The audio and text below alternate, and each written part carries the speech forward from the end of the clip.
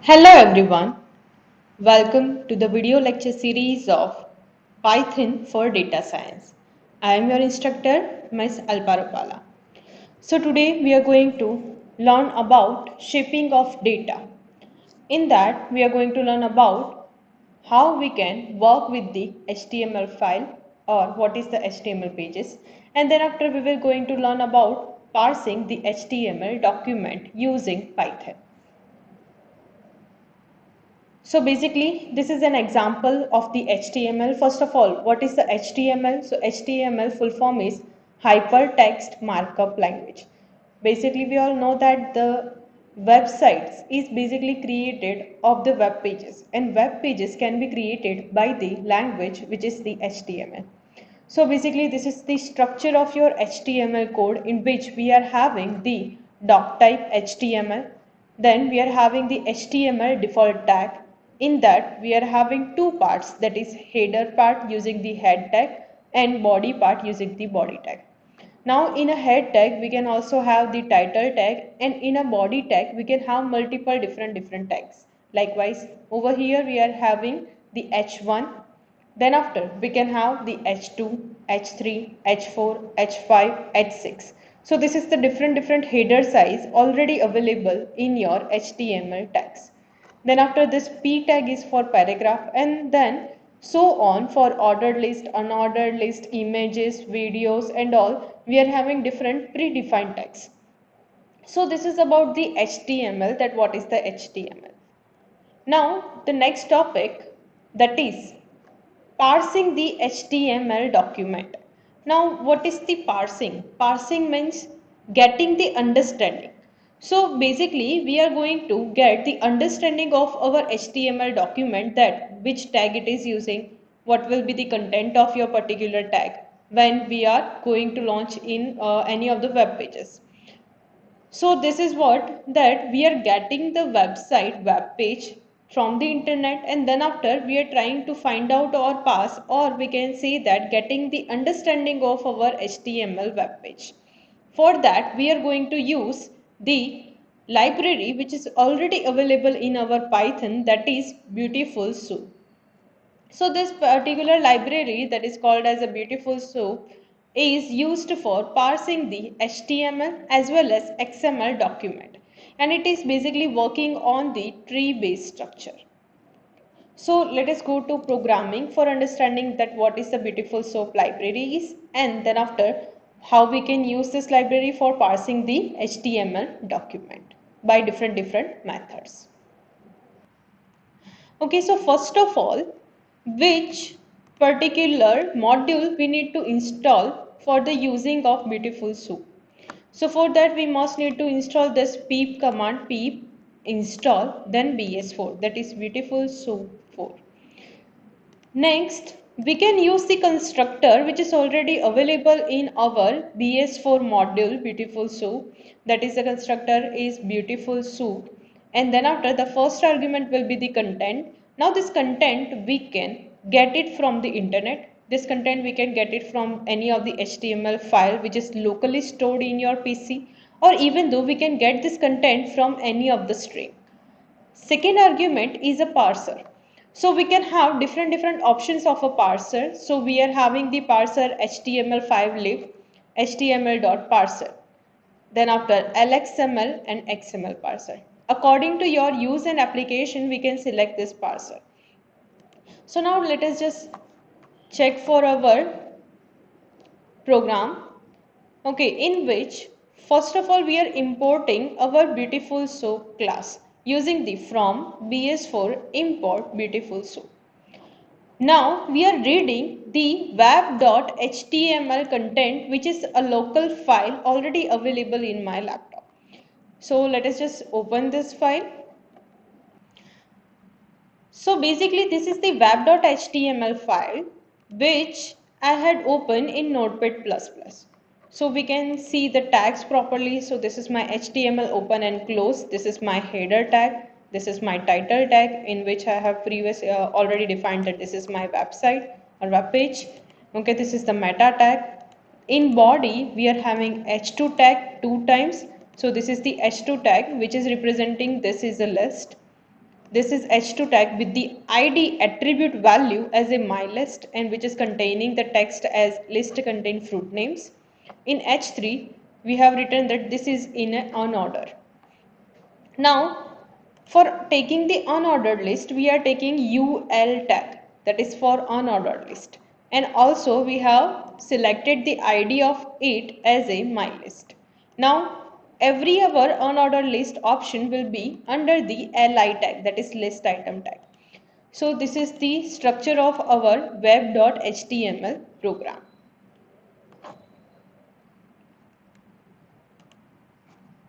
Now again to our open method, which is the file opening method, in which we have provided the name of our HTML file and we are opening this in a reading mode.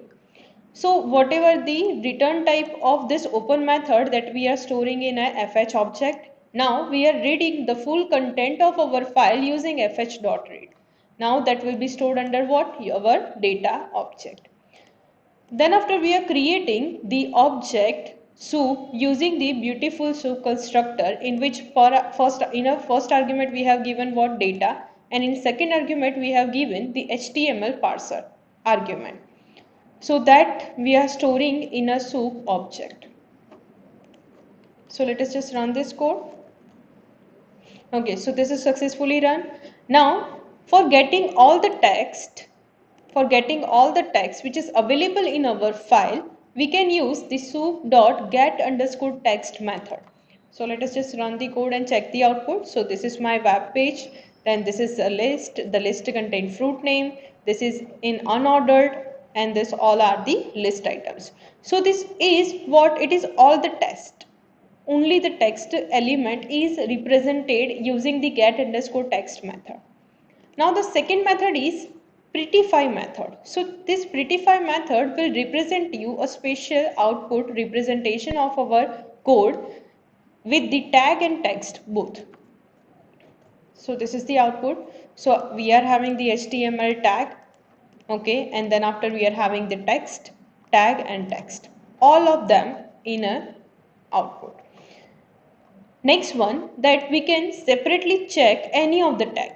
Likewise, we can use soup.h2, soup.h3, soup.li, soup.head, soup.head.title. It is the structure or syntax we can say that soup object dot outer tag dot inner tag. So here we are having the head and head dot title h2. So we can see that the h2 tag is twicely present in our document. So over here we are also having h2 and over here we are also having the h2. But whatever the first occurrence of our h2 is available, that will be returned as an output. Second h2 tag we cannot directly return it as an output. Same as this list item, that is li item. The first list item is what? Apple. So 3 times the apple will be printed, but not orange and banana. So let us just run this code. So this is the output. So in here we first have represented this head tag, then this is the title tag, okay, this is the h2 tag which is the very first occurrence, then after this h3, then list item, the first occurrence, but it is 3 times. So this is the object getting, or we can say tag getting of our HTML tags. Now we can also get the name and text of our tag. So this is the representation in which we are having the tags as well as the text. Okay, but suppose if we want to separately get the name and text of our data, and we want to get all our list items. So in previous one only the apple were get, right? But now what we want to get? We want to get oranges and bananas all.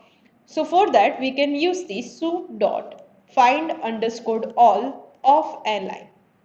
So all the list item tags will be represented as a list element using this method. Let us just check it first. So this is our soup.find_all of list item. So it will return us what? List. And then after one by one we are getting that name and text of a list using the for loop. So this is my list item. Okay, whole data of li is here. Now in here we have selected what tag dot name. So this is my tag dot name, that is li, and tag dot text, that is apple, orange and banana. Secondly, we can also use the regular expression for finding all the matches. So for that we are using the import re. So for that we are using the import re. Now the soup.find underscore all re.compile. We are using the re.compile method, and in argument of it we are giving the regular expression, which is having the same output because the program is similar. Now next one is we can also get h2. Okay, then h2, which this h2 will contain what, your tag and text both. Then this will contain what, your tag only, and this will contain what, your text only. Now this method, that is recursive child generator method, will start with the HTML document, the very first tag, which is the HTML tag, and then it will traverse over whole your document, and then after it will print all the tags which is available in your file. So this is the output. Okay, so this is returning us the generator object. Now to get this, and you can see that this is the generator object tag.descendants. So it is ultimately using the descendant method implicitly. Now to get the output of this object, what we can use? We can use the for loop. So for child in soup.recursive child generator, we are getting the child. If that child is having name, then we will print that name. So here it is, the HTML, head, title, meta, body, h2, h2, h3, ul, li, li, and li. So all our text which is present in our document is written over here. Now the next one is using the root.descendant method. So we are just using the root.descendant method, in which first of all this is from start of your whole document, but suppose if we want to only check from the body which tags are available in a body section. So for that, first of all, what we are taking the soup.body tag that under the object, that is root. Now we are using the descendant method to check for all the descendant or all the childs available from this particular tag. So we are using root.descendants. For e in root.descendants, if e.name is present, then print e.name. So all the body after tags which is contained in a body will be represented. So h2, h2, h3, ul, and li, li, and li. So this is the descendant method. Now if we want to get the element by id, as we have seen previously that our h2 tag were 2. So whatever the first occurrence of our h2 tag is, that were represented. But if I want to specifically identify that particular this h2 tag text, I must need to retrieve. So for that we can use id is equals to whatever the id we have provided at that time. So over here the soup.find of h3, which will return the very first output of h3 fetch, and this will return the h2 where id is equals to mylist. Okay, we can also check that what is the h2 directly without using id. So this is the h2, this is a list, and this is the h2 with the id. List contains fruit name. So this was the first occurrence, that's why it is returned over here, and this is the occurrence with the id my list. So this is the finding the element by id. Now if we want to append a new element, so for appending a new element, first of all we need to decide that what tag you want to add. So we want to add the list item tag. Obviously this list item tag will must be appended to your unordered list. So this is the unordered list tag. So first of all, what we are doing, we are taking a new tag which is of li, that is by method soup.new underscore tag of li, that we are storing in a variable, that is new tag. Now we are attaching the string to this particular new tag using this attribute, that is new tag dot string, and this is the value which we want to append to as an list item. Now we are taking the ul tag and we are storing that into the UL tag. UL tag, we are applying the append method for appending a new item. So UL tag dot append, to which we want to append value, that we want to append value to the UL tag. So we have firstly specified that to the UL tag we want to append. So UL tag dot append of new tag, which is already having the tag name as the li and tag text as the cherry, and that will be appended at the last of your list item. Okay, so this is the prettify method. We can also use this prettify method to the any of your intermediate tags. So we are using it on a ul tag. So this is the output. Okay, so this was the previous code till the banana, and now we have added another list item, that is cherry. Even though we can insert the new tag at particular location using the insert method. So first of all, we are taking same way a new tag. We are assigning the value to the new tag, which is now what? Watermelon. Now we are inserting the element using the insert method. Over here it is what? The location. So I want to add or insert the element at a location 2, and this is what the tag which we need to add. So this is the first argument for the location, and second argument your new tag with the tag name and tag value. Again we are prettifying our UL tag. So this is the first location and this is the second location. So we have added what at a second location? Watermelon. And this is orange, banana and cherry. Now replacing the element. So for the replacement of an element, we first need to find it out. That suppose I want to replace the watermelon by grapes. So what I will do, I will find the particular tag which contain the text is equals to watermelon. So that we are storing in a variable, that is found tag. Now we are using the replace underscore with method. Obviously the data or whatever the found tag is, that will be contained, that whatever the watermelon we are having, that must be replaced with grapes. So we are using the replace underscore with method directly. So found tag dot replace underscore with grapes. So ultimately your watermelon will be replaced by grapes. Now deleting the element.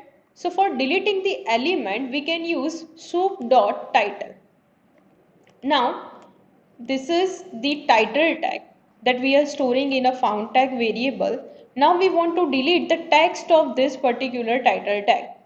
So for that we are using the clear method. And now let us just check in our prettify. Okay, so our title which was containing that this is the web page is deleted. If we want to delete whole tag with the tag name and tag text as well, so for that we can use the method, that is extract. For only deleting the text we can use the clear method, and for deleting the tag itself we can use the extract method. So this is the extract method by which the title tag is deleted. We can also delete some specific tag using the find method. First of all, we are finding out particular tag, and then after we are applying what? Clear method. So this is our clear method. Now this was all is what? For this we had taken the local file of HTML, and then after we were performing this all operation. But same way we can also take the file from the internet and we can perform the same fundamental of parsing of HTML web page document. So for that, first of all we are installing one method which is pip install request. This is the module which we are installing, that pip install request. So by this we can request the any of the URL for fetching the content of it. So we are using the import URL lib. So this module will be imported, in which we are taking the URL variable, which is what? A whole URL of any of the website. Now we are taking the beautiful soup argument, and in the argument constructor, in the first argument we are providing the content from the internet using url_request.url open of URL. And then after, in a second argument, we are using the html.parser, and that we are storing in soup3 object and we are prettifying it. So ultimately, for this particular program to be work, we must need to have an internet connection. Only then this program will run successfully. So we had learned everything about your HTML parsing. Thank you.